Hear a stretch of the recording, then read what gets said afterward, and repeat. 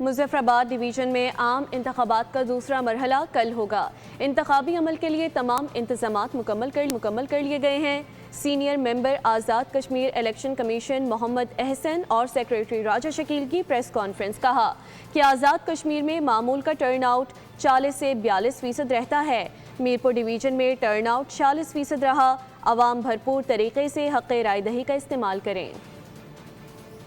انشاءاللہ پرامن ماحول میں مظفرآباد ڈویژن میں الیکشن ہوں گے، تو چونکہ الیکشن ہی عوام کے لیے اظہار کا بہترین طریقہ ہے اور وہ اپنے نمائندے اسمبلی میں بھیج کے ان کی جو بھی رائے ہو، وہ آئین میں ترمیم چاہتے ہوں، وہ انتظامی ڈھانچے میں ترمیم چاہتے ہوں، تو اپنے نمائندوں کو اسمبلی میں بھیج کے یہ سارے کام کر سکتے ہیں۔ ہمارے الیکشن کمیشن کی سطح پہ سارے انتظامات مکمل ہیں۔